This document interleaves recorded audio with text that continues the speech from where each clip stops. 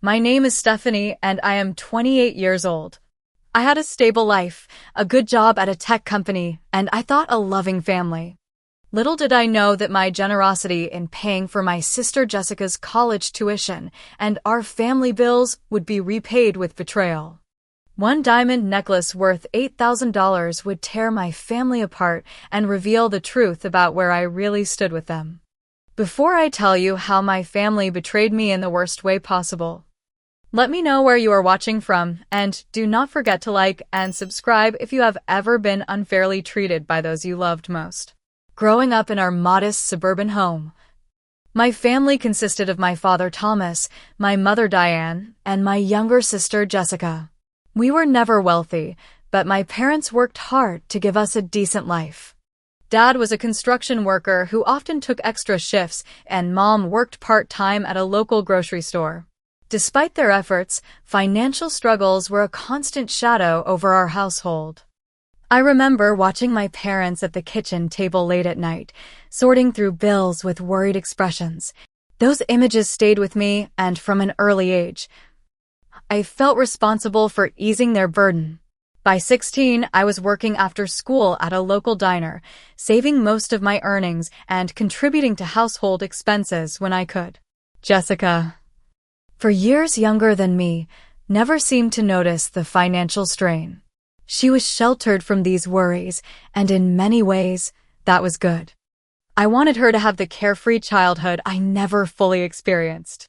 After graduating high school, I chose to attend a local community college while working full-time. Meanwhile, Jessica was encouraged to focus solely on her academics and extracurricular activities. Jessica has such potential, my mother would say. She could get into an excellent university with her grades. The implication, though never stated, was that I did not have the same academic gifts. And perhaps that was true. I was practical, hardworking, and determined. But school had never come as easily to me as it did to Jessica. Through determination and countless late nights, I earned my business degree and landed an entry-level position at a growing tech company. Over 5 years, I worked my way up to becoming a project manager with a comfortable salary. The first thing I did when I received my significant raise was to set up automatic payments for our family's utility bills and property taxes. My parents were getting older, and I wanted to ease their financial stress.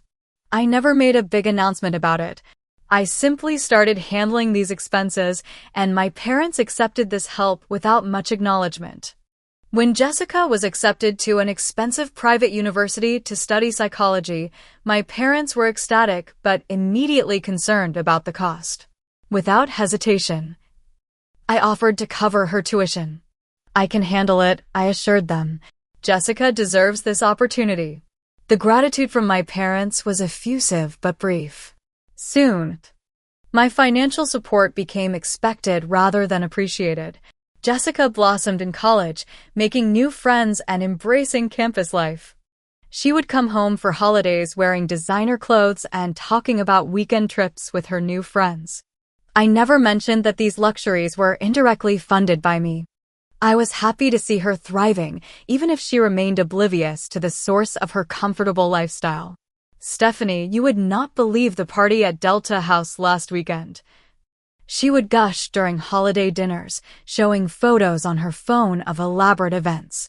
Everyone was dressed so amazingly. My mother would beam with pride. Jessica always knows how to make an impression. She has such good taste. I would smile and nod, not mentioning that my own wardrobe consisted mostly of practical work clothes, as I put most of my discretionary income toward our family's needs. Dad would occasionally acknowledge my contributions with a pat on the shoulder. Good to have a reliable one in the family, he would say, but there was always an undercurrent suggesting that my practicality was less impressive than Jessica's social butterfly nature. During one Thanksgiving dinner, Jessica announced she wanted to study abroad in Paris for a semester. It would be amazing for my resume, she explained, and the cultural experience would be priceless. My parents looked at me expectantly. I hesitated only briefly before nodding. We will figure it out, I said. mentally calculating how many extra projects I would need to take on to cover the additional expense.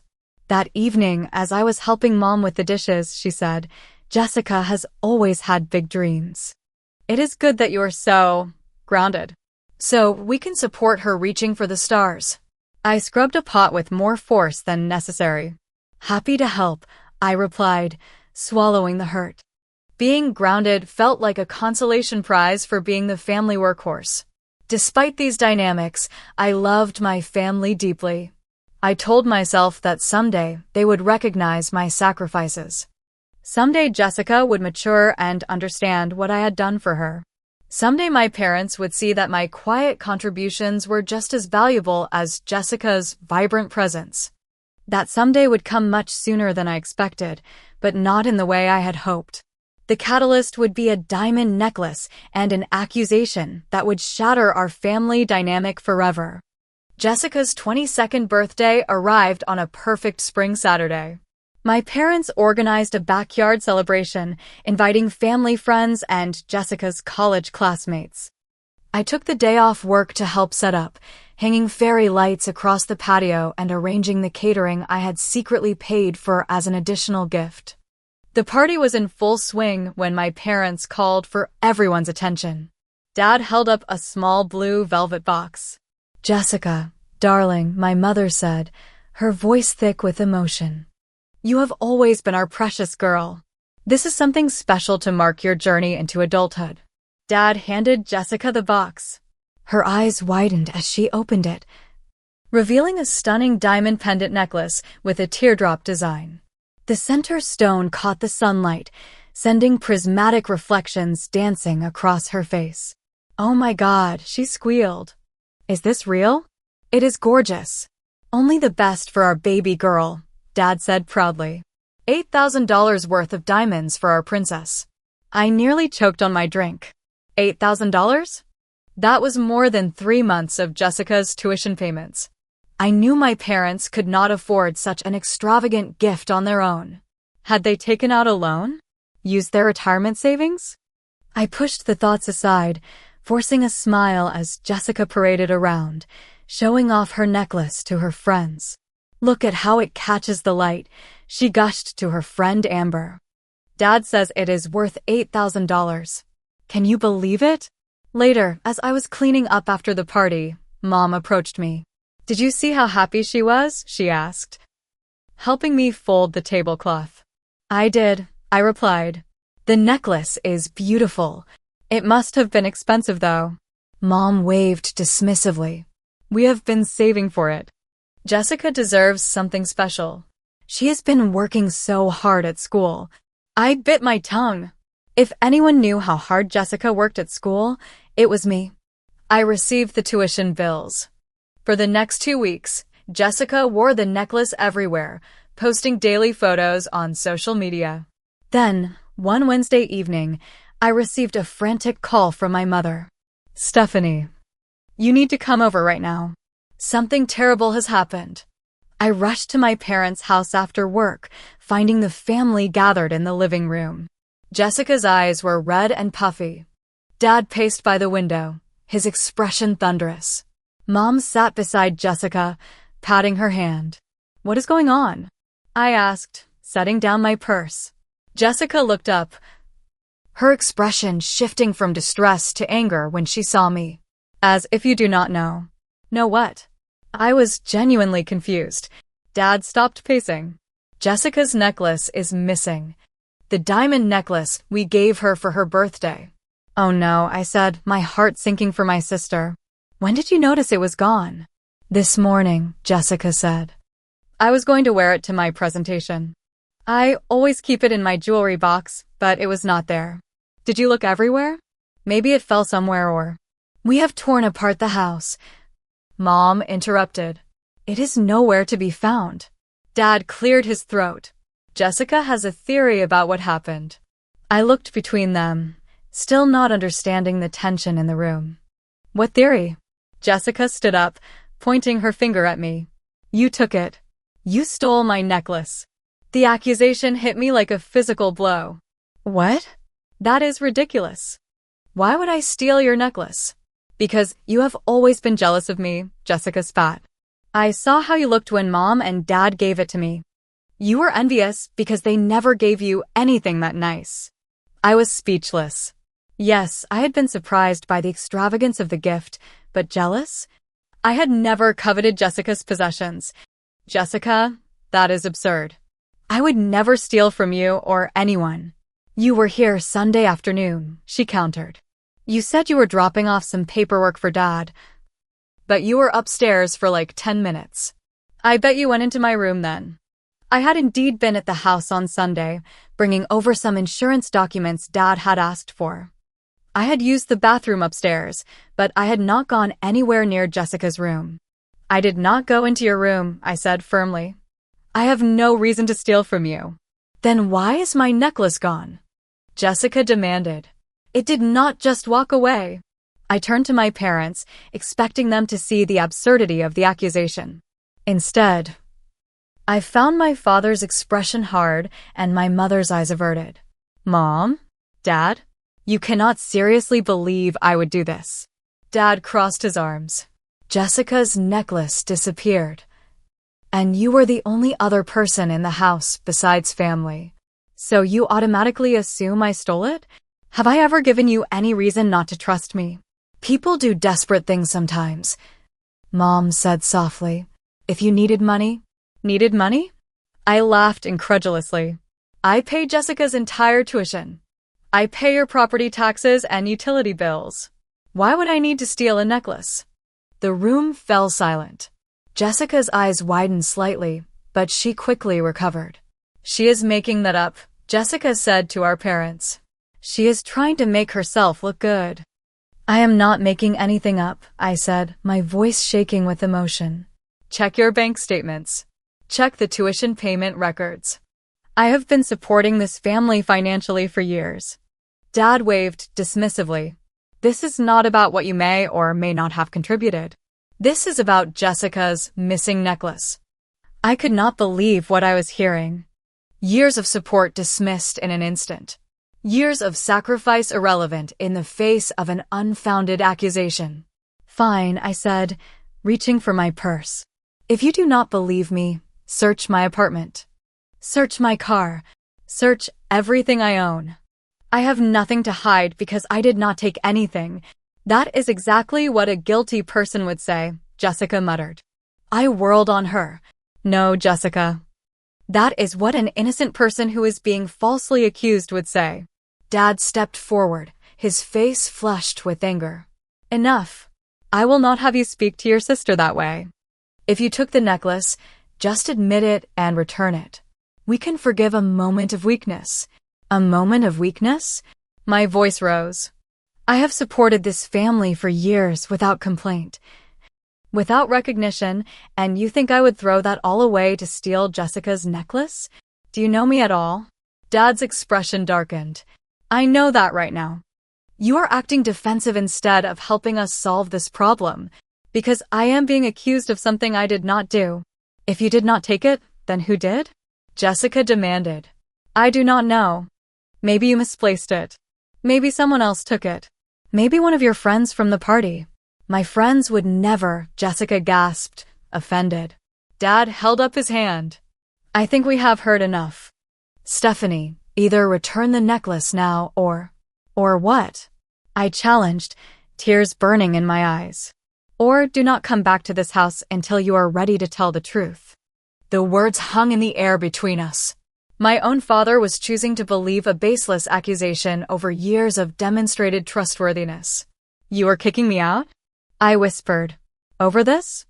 Thomas, my mother began uncertainly, but fell silent when Dad shot her a look. This family works on trust, Dad said firmly. If we cannot trust each other, what do we have? I looked around at their faces. My sister's victorious smirk, my father's righteous anger, my mother's weak, conflicted expression. In that moment, something broke inside me. All these years, I had believed that my sacrifices were building something meaningful, that underneath it all, they valued me. I had been wrong. Fine, I said, my voice suddenly calm. If that is what you believe, There is nothing more I can say.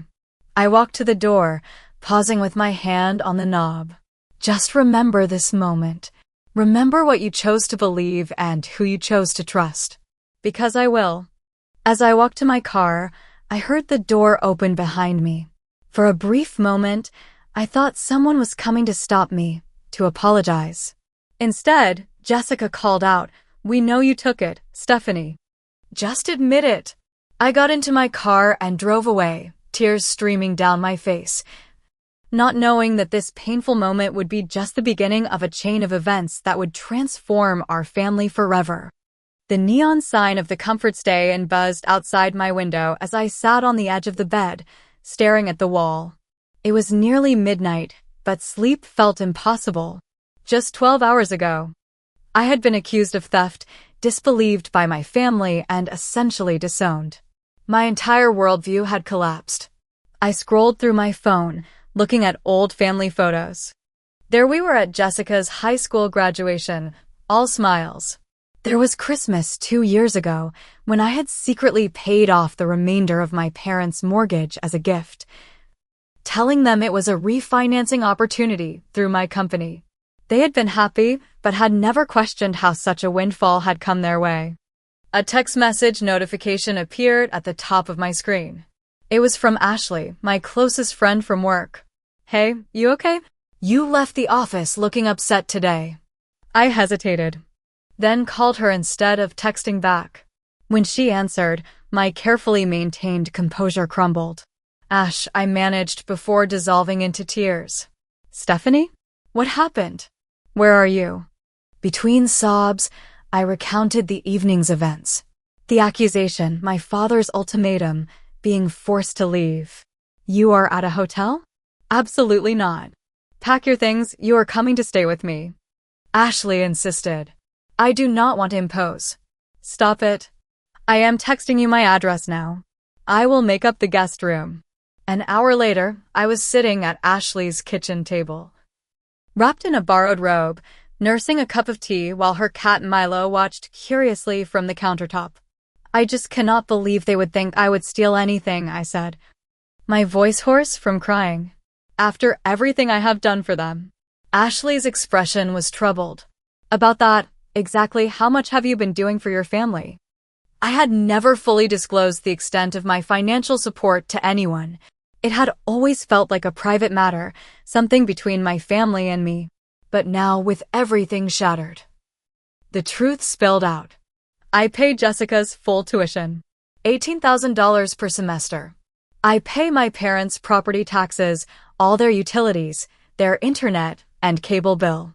Last Christmas, I paid off the remaining $60,000 on their mortgage. Ashley's jaw dropped. "Stephanie, that must be most of your salary." I shrugged. "I live simply. I do not need much." And they just accept all this? Without acknowledgement. They know about some of it.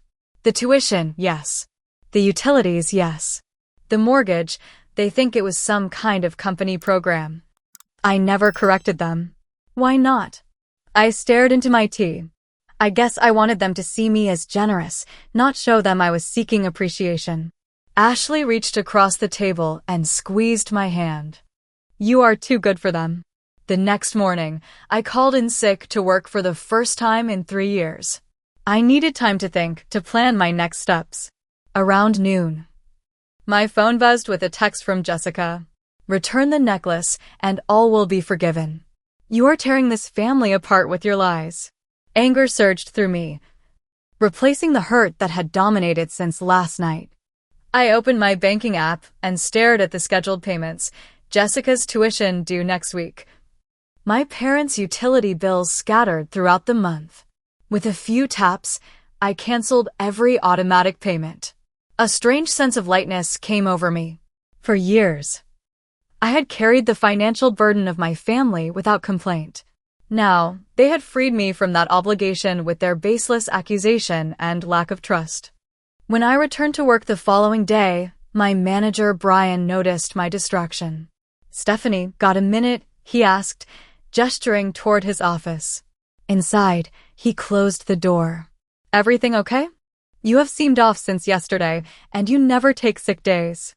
I considered giving a vague answer, but something about Brian's genuine concern broke through my defenses. I gave him an abbreviated version of what had happened. So now I am essentially homeless and have been accused of theft by the people I have been supporting financially for years, I concluded. Brian leaned back in his chair, processing. First, you are not homeless. The company has temporary housing for employees in transition. You can use one of those apartments until you figure things out. Second, I think you should talk to my sister. Your sister, Rachel. She is a family attorney. Not that I think this will go to court, but she can advise you on protecting yourself, especially if you have been handling family finances. That afternoon, I met Rachel at her downtown office. She was a sharper, female version of Brian, with the same analytical eyes and no-nonsense demeanor. So you have been financially supporting your adult sister and parents for how long? She asked after I explained the situation. About 4 years, seriously. Small contributions before that. And do you have documentation of these payments? I nodded. Everything is electronic. I have records of every transfer. Rachel made notes. Good. And they have accused you of stealing a necklace worth $8,000. Have they filed a police report? Not that I know of. They probably will not, Rachel said. It sounds like they want to handle this within the family, which usually means they do not have enough evidence for law enforcement to take seriously. She spent the next hour outlining steps to protect myself, documenting all communications, securing my financial records, and establishing clear boundaries. What if they do go to the police? I asked. Then we deal with it. But right now, your priority should be stabilizing your own situation. You have been carrying your family financially without recognition.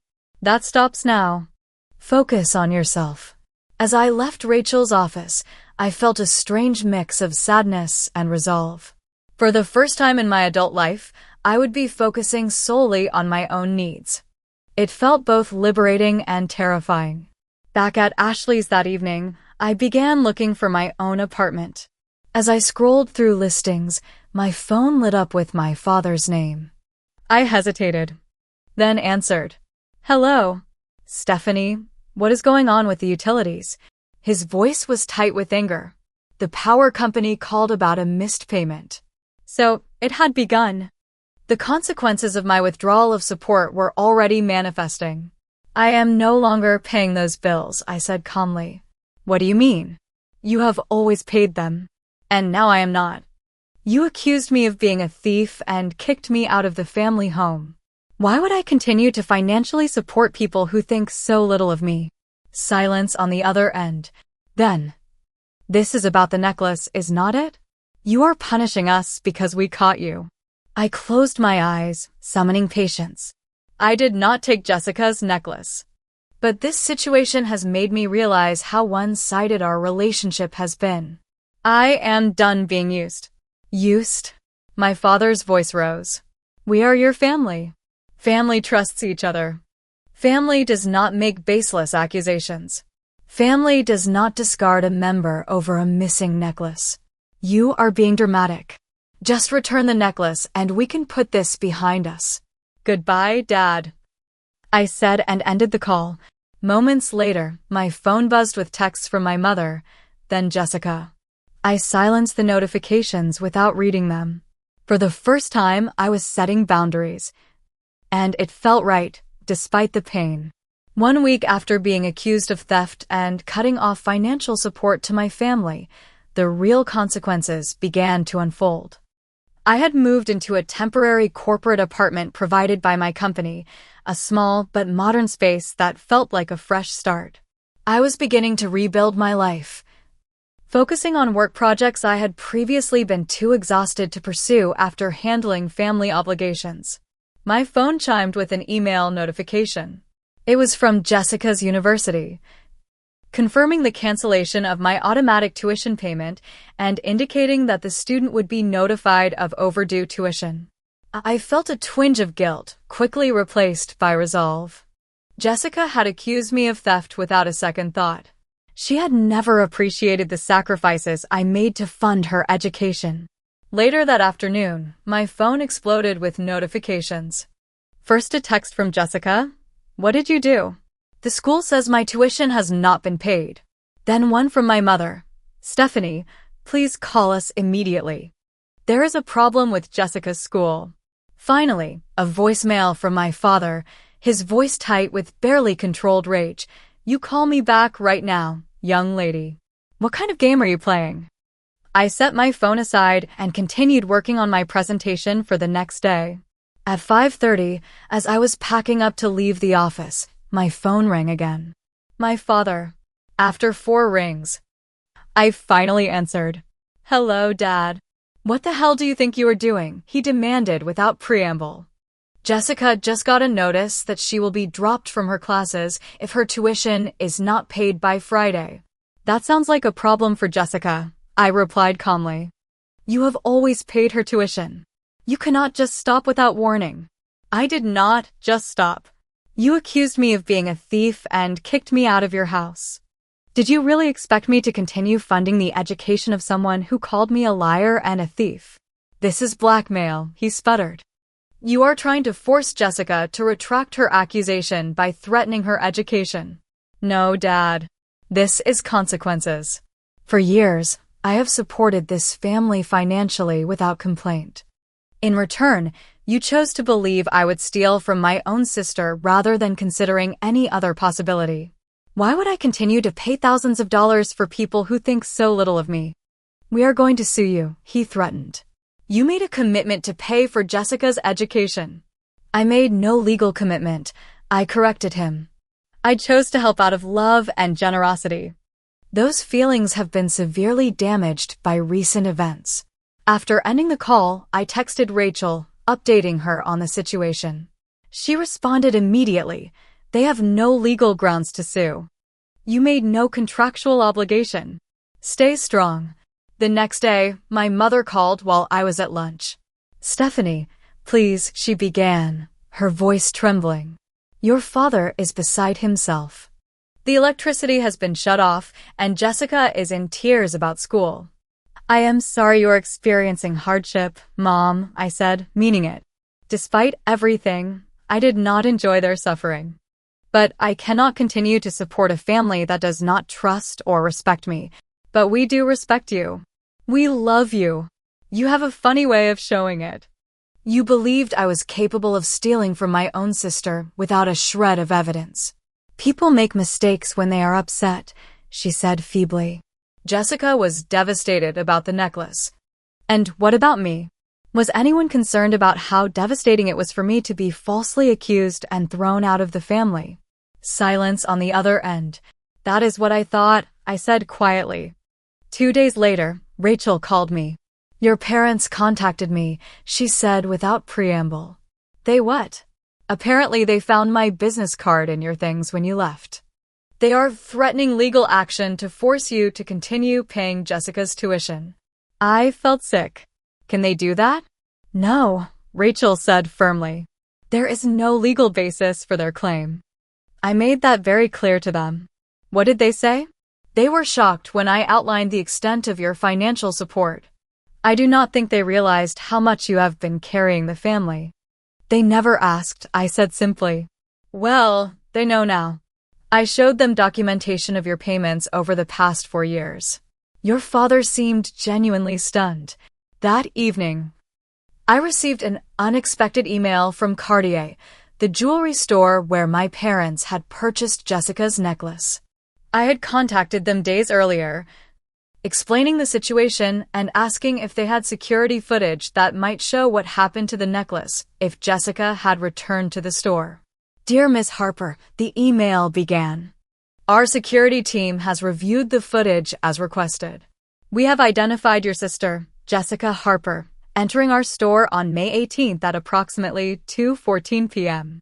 She exchanged the diamond pendant necklace for store credit, which she used to purchase a pair of diamond earrings and a bracelet.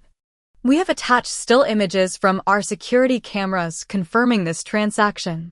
Please let us know if you require any additional information. I stared at the email in disbelief. Then at the attached images clearly showing Jessica at the jewelry counter, the distinctive teardrop necklace being handed to the salesperson. There was a timestamp in the corner, May 18th. 3 days before she had reported it missing and accused me of theft. My hands shook as I forwarded the email to Rachel with a brief message, "What do I do with this?" Her response came minutes later, "Sit on it for now. This is powerful evidence, but timing is everything." That night, I could barely sleep, my mind racing with this new information. Jessica had not just falsely accused me, she had deliberately set me up. She had returned the necklace herself, used the credit to buy other jewelry, and then claimed I had stolen it. The betrayal cut deeper than I could have imagined. The next day, my cousin Audrey called. "Stephanie, what is going on? Jessica is telling everyone you stole her necklace, and now you are withholding tuition to blackmail her into silence." My stomach clenched. "That is not true, Audrey. I never took her necklace. They accused me without evidence and kicked me out of the house. I simply stopped financially supporting people who would treat me that way." "So you were paying her tuition?" "Jessica makes it sound like you promised to pay and then reneged out of spite. I have paid every semester of her education so far. I also paid our parents' mortgage, utilities, and property taxes. All of which I have now stopped because they accused me of being a thief." Silence on the other end. "Seriously? No one mentioned any of that." "Of course they did not," I said bitterly. "They were happy to take my money but quick to believe the worst of me." Over the next few days, I learned that Jessica had been spreading her version of events throughout our extended family and friend circle. According to her, I had always been jealous of her, had stolen her precious birthday gift, and was now vindicatively withholding tuition I had promised to pay. She conveniently left out the years of financial support I had provided to the entire family. I did not immediately reveal what I had learned from Cartier. Something in me wanted to see how far Jessica would take this lie, how much damage she was willing to do to my reputation before I exposed the truth. It was a painful waiting game, but one that would ultimately reveal the true character of everyone involved. A month after being accused of theft and cutting financial ties with my family, I had settled into a new rhythm. I found a lovely one-bedroom apartment closer to my office, decorated it simply but beautifully, and threw myself into work with renewed focus. Without the constant drain of supporting my family, I discovered I had energy for personal projects and even joined a weekly hiking group where I made new friends. My company had noticed my increased productivity and enthusiasm. Brian called me into his office one Friday afternoon. "Stephanie, I wanted to let you know that we are promoting you to senior project manager," he said. "Your work these past few weeks has been exceptional." "Thank you," I replied, genuinely surprised. "I appreciate the opportunity. To be honest, you should have been promoted a year ago. But you seemed so stretched thin.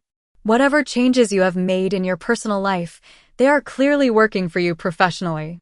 I smiled, realizing he was right. Without the emotional and financial burden of my family, I had flourished. The pain of their betrayal was still there, but it was overshadowed by a growing sense of self-worth and independence. That evening, Ashley and Megan, another close friend from work, insisted on taking me out to celebrate my promotion. We decided on Ellington's, an upscale restaurant downtown known for its excellent seafood and cocktails. Dressed in a new black dress I had treated myself to, I felt confident and lighthearted for the first time in weeks. We were midway through our entrees, laughing about a workplace mishap involving the copy machine, when I froze. Across the restaurant, at a table near the window, sat Jessica with two friends I recognized from her university, and on her ears glittered a pair of diamond earrings I had never seen before. "Stephanie." Ashley followed my gaze. "Is that your sister?" I nodded, unable to speak. The earrings caught the light as Jessica tossed her head back in laughter. They matched the description from the Cartier email perfectly. "Do you want to leave?" Megan asked, noticing my distress. "No," I said, finding my voice. "I am not going to run away." As if sensing she was being watched, Jessica looked around the restaurant, her eyes eventually landing on our table. Her expression cycled rapidly from shock to guilt to defiance. She whispered something to her friends, then, to my surprise, stood up and walked toward our table. "Stephanie," she said coolly, "I see you are doing well for yourself." "I am," I replied. "Nice earrings." "New." Jessica's hand instinctively went to her ear. "Yes, a gift." "From Cartier?" Her eyes widened slightly. "How did you?" "May 18th, I said quietly. 3 days before you accused me of stealing your necklace. That is when you exchanged it for those earrings and a bracelet, right?" The color drained from Jessica's face. "I do not know what you are talking about." I pulled out my phone and opened the email from Cartier, turning the screen so she could see the security camera image, clearly showing her at the jewelry counter. "The store has the entire transaction on video," I said. "You exchanged the necklace Mom and Dad gave you, then pretended it was stolen and accused me of taking it." Jessica glanced around nervously, aware that Ashley and Megan were watching this exchange intently. "It is not what it looks like," she stammered. "Really?" "Because it looks like you deliberately set me up to take the fall for something you did." "I needed the money," she blurted out. "The necklace was so expensive, and I knew I could exchange it for things I would actually use." "So you accused me of stealing it? Your own sister? The person who has been paying your entire tuition?" Jessica's friends at the other table were watching now, confusion evident on their faces. "I did not think it would go so far," Jessica said, her voice dropping to a whisper. "I thought you would just deny it and everyone would move on. I did not expect Dad to kick you out. And yet when he did, you said nothing. You let me walk away. You let them believe I was a thief." I was scared. I did not know how to take it back without admitting what I had done. I shook my head, amazed at her self-centeredness. "I am going to show Mom and Dad this evidence tomorrow. You can either be there to explain yourself, or I will do it for you." Jessica's eyes filled with tears. "Please, Stephanie, do not do this. Dad will be furious. He might kick me out too." "Actions have consequences, Jessica. Something you are apparently only now learning." "What do you want?" she asked desperately. "Money? I can sell the earrings back." "I do not want your money. I want you to take responsibility for what you did. I want our parents to know the truth." "Please," she begged. "Give me time to explain it to them my way. Tomorrow, 2 o'clock at their house," I said firmly. "Be there or do not. Either way, they will learn the truth." Jessica returned to her table, gathered her things hastily, and left the restaurant without her friends. Ashley reached across the table and squeezed my hand. "That was intense," she said. "Are you okay?" I took a deep breath. "Actually, yes. For the first time since this all started, I feel like I can finally clear my name." "What are you going to do if she does not show up tomorrow?" Megan asked. "Show them the evidence anyway. It is time everyone faced the truth, whether they want to or not." That night, I received a flurry of texts from Jessica, alternating between apologies, excuses, and pleas for more time. I responded only once, 2 o'clock tomorrow. Your choice whether to be there. As I prepared for bed, I realized I felt no joy in exposing Jessica's lie. There was only a sense of grim resolution and the faint hope that perhaps, once the truth was known, my family might begin to see me for who I really was. Not a thief or a villain, but someone who had loved them enough to support them for years, asking little in return except trust and respect. Tomorrow would bring a reckoning for all of us. I was finally ready to face it. The following day, I drove to my parents' house with Rachel beside me for moral support. I had asked her to come not just as my attorney, but as someone who could remain objective when emotions inevitably ran high. The familiar streets of my childhood neighborhood seemed different somehow, as if I were seeing them through new eyes. "Are you sure you want to do this?" Rachel asked as we parked in front of the modest 2-story house where I had grown up. "Absolutely," I replied. "It is time for the truth." We walked to the front door, and I rang the bell instead of using my key. My mother answered, her expression a mixture of surprise and wariness. "Stephanie," she said, And who is this? This is Rachel Morris, my attorney. I explained. I asked her to be here for this conversation. Mom's face paled. Attorney? Are you suing us? No, Mom. I just need a witness for what I am about to share. May we come in? She stepped aside reluctantly. In the living room, Dad sat in his usual armchair while Jessica perched nervously on the edge of the sofa. She had shown up after all. What is this about? Dad demanded, eyeing Rachel suspiciously. I have evidence regarding Jessica's missing necklace, I said, maintaining a calm tone despite my racing heart. If you have come to confess. You did not need to bring a lawyer, Dad said. Rachel spoke up. Mr. Harper, I would suggest you hear your daughter out before making accusations. I opened my laptop and pulled up the email from Cartier, including the security footage stills. On May 18th, 3 days before Jessica claimed her necklace was stolen, she went to Cartier and exchanged it for store credit, I explained, turning the laptop so they could see. She used that credit to purchase diamond earrings and a bracelet. Mom gasped, her hand flying to her mouth. Dad leaned forward, squinting at the screen. That cannot be right, he muttered, though the evidence was clear. Cartier has confirmed the transaction. Their security footage shows Jessica returning the necklace you gave her, receiving store credit, and selecting new items. All eyes turned to Jessica, who had shrunk further into the sofa, tears streaming down her face. Jessica, Mom whispered. Is this true? Jessica nodded almost imperceptibly. I just wanted something different, she said, her voice barely audible. The necklace was beautiful, but I saw these earrings, and they would go with more outfits. So you exchanged it, Dad said slowly. That is disappointing, but why lie? Why say it was stolen? Why accuse your sister? Jessica could not meet his eyes. I was afraid you would be upset that I exchanged your gift. Then when you asked where the necklace was, I panicked and said it was missing. I did not mean to blame Stephanie specifically, but when you all started suspecting her, you let them believe I stole it. I finished for her. You watched me get accused, defended myself, and get thrown out of the house, and you said nothing. I am sorry, Jessica whispered. I did not know how to take it back once it started. Dad stood up abruptly, his face flushed with anger. Do you understand what you have done? You lied to us. You allowed us to accuse your sister of theft. You stood by while He could not finish the sentence. The realization of his own actions sinking in.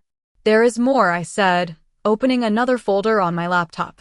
While we are clearing the air, I want you to see exactly what my financial contributions to this family have been.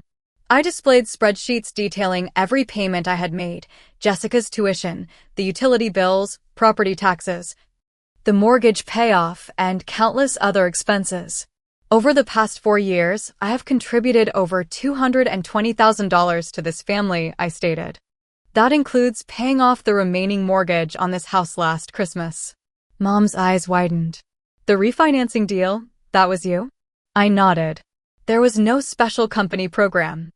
I paid it off because I wanted you and Dad to have security. All those bills that suddenly stopped arriving, Dad murmured. We thought they had switched to electronic billing. I set up automatic payments from my account, I explained. I never mentioned it because I did not want you to feel obligated or embarrassed. The room fell silent as they absorbed this information. Jessica had stopped crying and was staring at the floor, while my parents exchanged shocked glances. Finally, Dad spoke, his voice cracking. Stephanie, I do not know what to say. We had no idea you were doing all this. That is the point, Dad. You never asked. You accepted everything I gave without question. But the moment Jessica made an accusation, you chose to believe the worst of me. We made a terrible mistake, Mom said, tears in her eyes. Can you ever forgive us? I had imagined this moment many times over the past month, fantasizing about the satisfaction I would feel when they finally recognized their error. But now, faced with their genuine remorse, I felt hollow rather than vindicated. Forgiveness is not something I can just hand out right now, I said honestly. Trust has been broken, and it will take time to rebuild, if that is even possible. Of course it is possible, Dad insisted. You are our daughter. We love you. Love requires respect and trust, I countered. I do not feel either was extended to me. Jessica finally looked up. I am so sorry, Stephanie. I never meant for any of this to happen. But it did happen, Jessica. And now you have to live with the consequences, just like I have been. What can we do? Mom asked desperately. How can we make this right? Rachel, who had been quietly observing, spoke up. If I may suggest, healing takes time. Stephanie has been supporting this family financially and emotionally for years. Perhaps now it is time for the family to support her for a change. Dad nodded vigorously. Anything. Name it. I do not want anything from you right now, I said. I need space and time to process everything. Jessica, you will need to figure out your tuition situation. I recommend a part-time job. Jessica nodded meekly. I already applied at the campus bookstore and the coffee shop downtown. We will help too, Mom added quickly. We can take out a parent loan for the remainder of her education. That is between you and Jessica, I said. As for me, I need to focus on my own life for a while. Will you come back home? Dad asked. No. I have my own place now and I like it. I need independence. But we will see you again? Mom's voice was small, frightened. I softened slightly. Yes, eventually. But on my terms. And only when I am ready. As Rachel and I prepared to leave, Dad stepped forward hesitantly. Stephanie, I am so sorry. I failed you as a father. I made a terrible judgment. And I will regret it for the rest of my life. For the first time, I saw genuine remorse in his eyes, not just the fear of losing my financial support. I hope someday that will be enough. I said quietly, but right now I need time. In the car, Rachel squeezed my shoulder. You did well in there. How do you feel? I stared out at the house where I had grown up, where I had learned to put everyone else's needs before my own. Lighter, I said finally. Like I can finally breathe. The truth had been revealed, but the healing was just beginning. For all of us. 6 months passed since the day the truth about Jessica's necklace came to light. Autumn had given way to winter, and the city was decorated with holiday lights that reflected off the fresh snow. I stood in my kitchen, preparing a meal that I had never thought I would be making again. A family dinner. So much had changed in those 6 months. At work. I had thrived in my new role as senior project manager, eventually being asked to lead a new initiative that would expand our company's market reach. My confidence had grown along with my responsibilities, and I found myself speaking up in meetings where I once would have remained silent. On a personal level, I had begun dating Michael, a kind and thoughtful architect I met through my hiking group. Our relationship was refreshingly balanced, built on mutual respect and support rather than one-sided giving. He understood my need for independence and never made me feel guilty for prioritizing myself. My apartment had become a true home, decorated thoughtfully with items I loved rather than just functional pieces. It was my sanctuary, my proof that I could build a beautiful life on my own terms. The most significant changes, however, had occurred within my family. After the revelation about Jessica's deception and my financial contributions, a painful but necessary restructuring of our relationships began. Jessica had taken a part-time job at the campus bookstore and another at a coffee shop on weekends. She was now paying a portion of her tuition, with our parents covering the rest through a loan. The experience of working while studying had humbled her significantly. In our cautious communications over the past months, I had noticed a new maturity in her tone, an awareness of consequences that had been lacking before. My parents had also changed. My father, always proud and stubborn, had embarked on what he called his amends journey. He had written me a 12-page letter detailing his regrets and acknowledging the ways he had taken me for granted. My mother had begun sending me small care packages, not as attempts to buy forgiveness, but as genuine expressions of thought and care. 3 months after the confrontation, I had agreed to meet them for coffee. That first meeting had been awkward, filled with careful politeness and underlying tension. But it had been a start. Since then, we had gradually increased our contact, moving from public meetings to more personal conversations. Tonight would be the first time I hosted them in my home. As I checked the roast in the oven, I heard a knock at the door. Michael answered it, greeting my family warmly as they entered. Arms full of dessert and a bottle of wine. "Stephanie, your place is beautiful," Mom said, looking around with genuine appreciation. "Thank you," I replied. "It feels good to have my own space."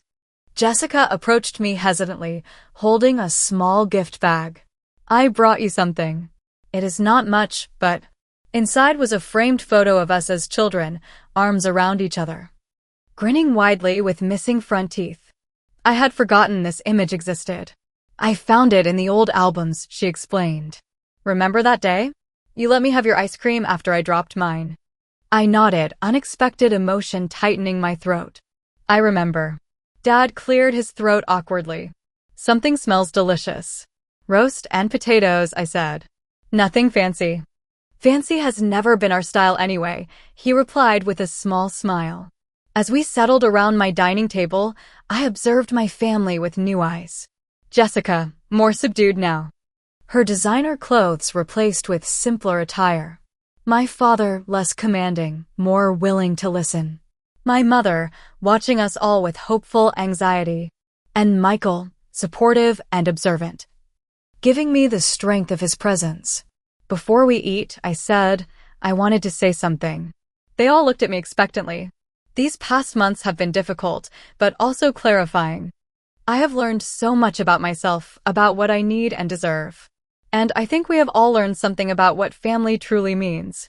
We have, Dad agreed soberly.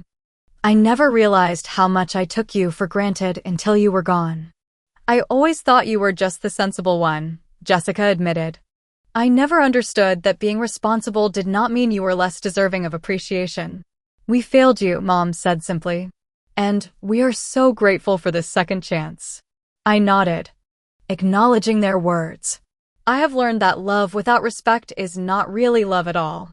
It is dependence or habit or convenience. Real love requires seeing the other person for who they truly are and valuing them accordingly. I wish I had understood that sooner, Dad said. I was so caught up in seeing Jessica as the one who needed protection that I did not see you needed it too. And I was so used to being the center of attention that I did not see how unfair it was, Jessica added. We continued our dinner, the conversation flowing more easily as the evening progressed. There were still awkward moments, still raw spots where old patterns threatened to emerge. But there was also genuine effort on all sides. As we finished dessert, Jessica asked, "Do you think we will ever get back to how we were before?" I shook my head. No, and I do not want to. Before was not healthy. I was giving too much, and you were all taking too much. What I hope is that we can build something new, something better, something balanced. I would like that, she said softly. Later, as they were preparing to leave, Dad pulled me aside. I am proud of you, Stephanie. Not for what you did for us, though that was extraordinary. I am proud of you for standing up for yourself, for demanding the respect you deserve. It took losing you to realize what we had. I hugged him.